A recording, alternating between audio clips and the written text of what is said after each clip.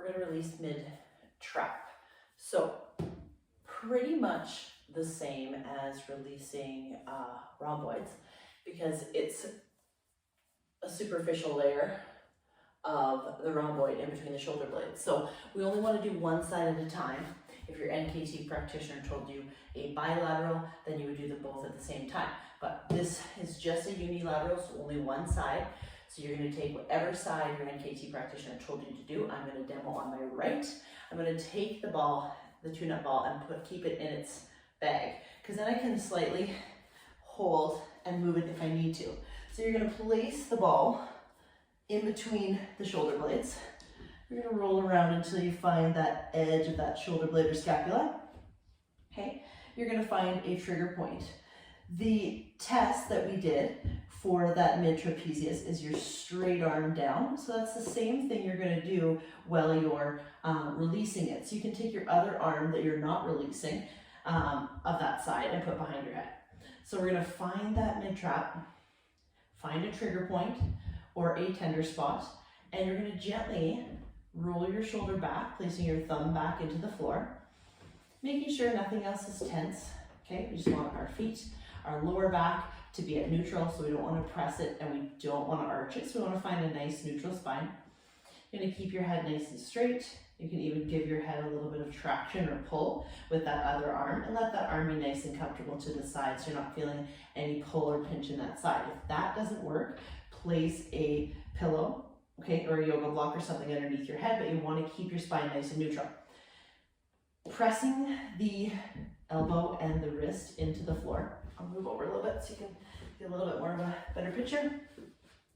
So I'm giving that tender spot in between my shoulder blades a number from 1 to 10, and I'm going to stay there until that significantly decreases, or for 2 minutes. So gently inhaling as you press your elbow and your wrist into the floor, and then exhaling and relaxing that fascia over top of that fascial ball. So allowing, giving it a number, which I gave, let's say an 8 at the start. It already feels like it's down to a 6 when I stop and reevaluate. I'm going to do another MET, muscle energy technique. Inhale, press that elbow and wrist into the floor gently, about 5 to 10% of your max. Inhaling as you do so, and then exhaling, let everything relax. I'm already at a 4 for that trigger point. Now at this point, I might roll up a little bit or down and see if the trigger point gets more aggressive, because I want to make sure while I'm doing this release, I really get the most irritated or facilitated spot that I possibly can in that mid-trapezius. So inhaling again, pressing that elbow and wrist into the floor, and exhaling, relaxing. I'm easily at what I would probably call a 2, so I feel like that is released. I'm going to take that arm after I move the ball and just bring it across my body and look in that direction and just stretch here and breathe.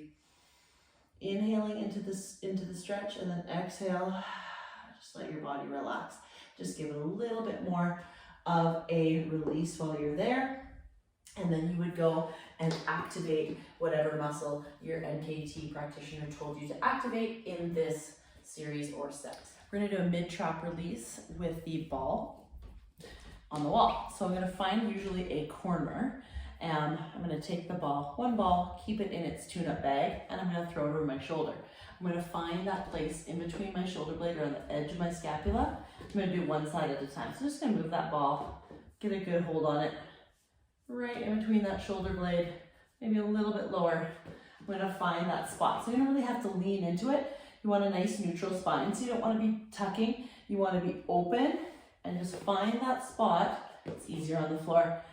Find that spot where you can give it that number between 1 and 10.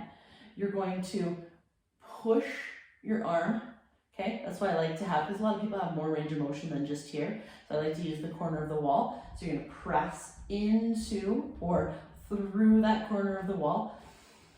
Inhaling and exhaling, and then relaxing back down. So you find that release. You can even pull the shoulder back, squeeze between the shoulder blade, and then relax it back down.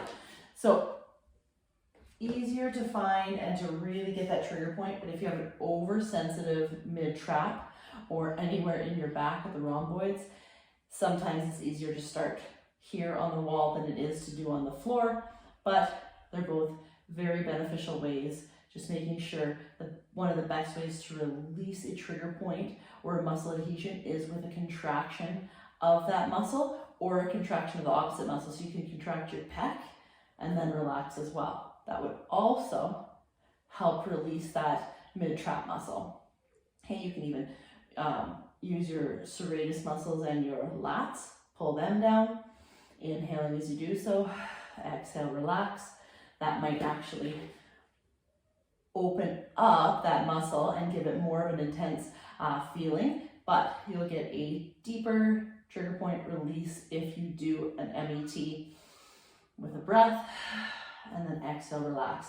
Assess that trigger point and give it that number when you are at a resting state, not when you're in any kind of a contracted state.